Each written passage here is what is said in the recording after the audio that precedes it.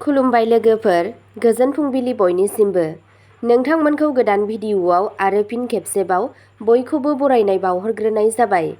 आं दिनै नोंथांमोननि सिगाङाव 31 आगस्ट 2025 मायथाइ एबा 14 भाद्र दान 1432 मायथाइनि सानसेनि फानजामुथिखौ फरायथिनो लादों।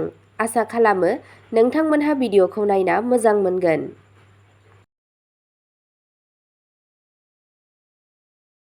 मेष राशि।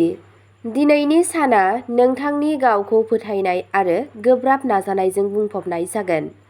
नोंथाङा खामानि मावथायाव गोदान खाबुफोरजों मोगा-मोगि जागोन आरो गागि मावख'गिरिफोरनिफ्राय बाख्नायनाय मोनगोन।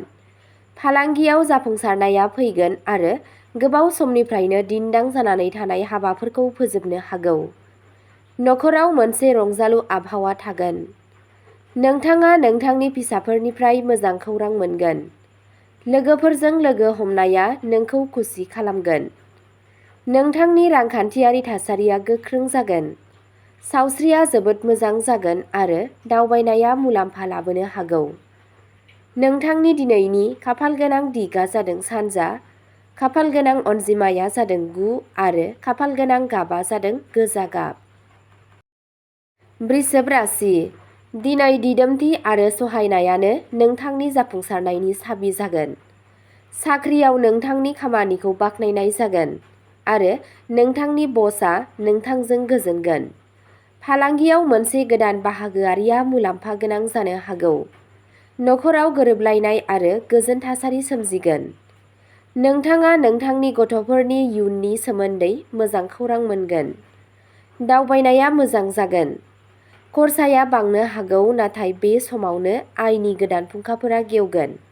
सावस्रिया सरासनस्रा थागोन नाथाय गावनि आदाराव गोसो हो। नोंथांनि दिनैनि खाफालगोनां दिगआ जादों खोला, खाफालगोनां अनजिमाया जादों 2 आरो खाफालगोनां गाबआ जादों गुफुर गाब। मिथुन राशि। दिनैनि साना गोदान सानस्रि आरो सानथांखिफोरजों बुंफबगोन। साख्रि मावग्रा सुबुंफोरा गावसोरनि खामानिनि जायगायाव जर'खा जाफुंसार जानो हागौ। फालांगियाव मुलाम्फानि खाबुफोर थागोन आरो गोजाम थालांनाय हाबाफोरखौ आबुं खालामनाय जागोन। नखरारि आबहावाया रंजालु जागोन। फरायसाफोरा गावसोरनि खस्थ'नि बान्थाखौ मोनगोन। मोजां मोनलायनायनि सोमोन्दोआव गोदै थागोन। खरसाया बांनो हागौ नाथाय आयआबो बांगोन।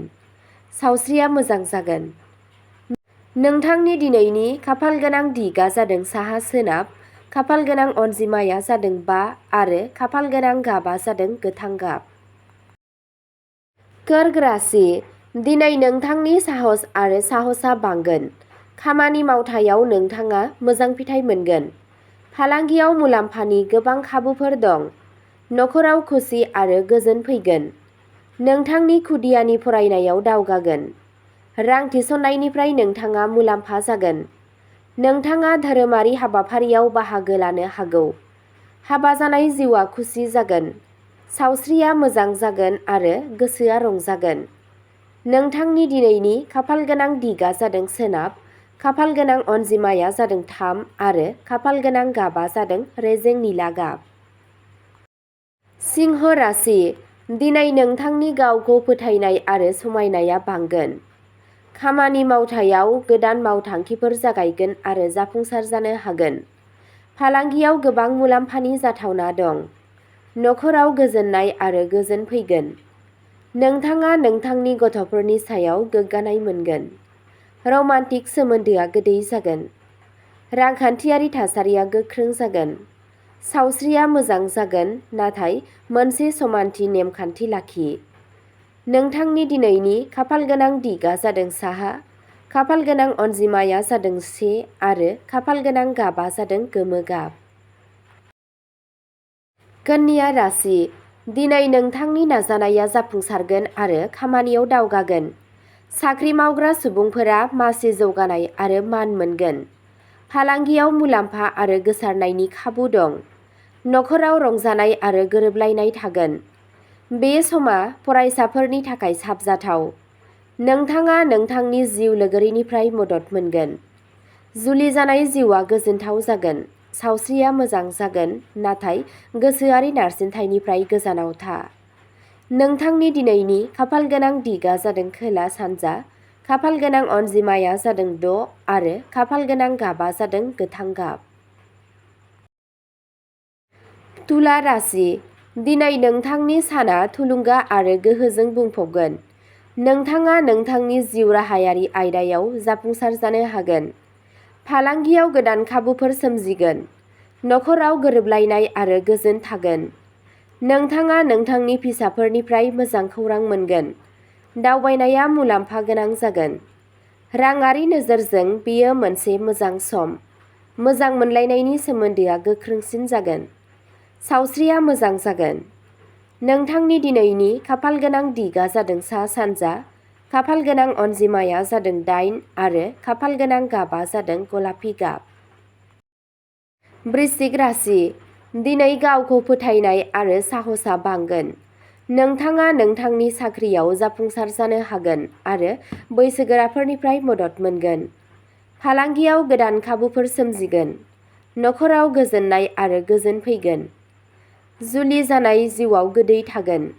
फरायसाफोरा गोब्राब नाजानायनि मुलाम्फा मोनगोन। रांखान्थियारि थासारिया साबसिन जागोन। सावस्रिया सरासनस्रा थागोन। नोंथांनि दिनैनि खाफाल गोनां दिगा जादों खोला सोनाब, खाफाल गोनां अनजिमाया जादों 4 आरो खाफाल गोनां गाबा जादों गोजा गाब। धनु राशि, दिनै खाफाला नोंथांनि फारसे थागोन। साख्रि गोनांफोरा प्रम'शन आरो सनमान मोननो हागौ। बे समा फालांगियारिफोरनि थाखाय मोजां जागोन आरो रां थिसननाया मुलाम्फा गोनां जागोन।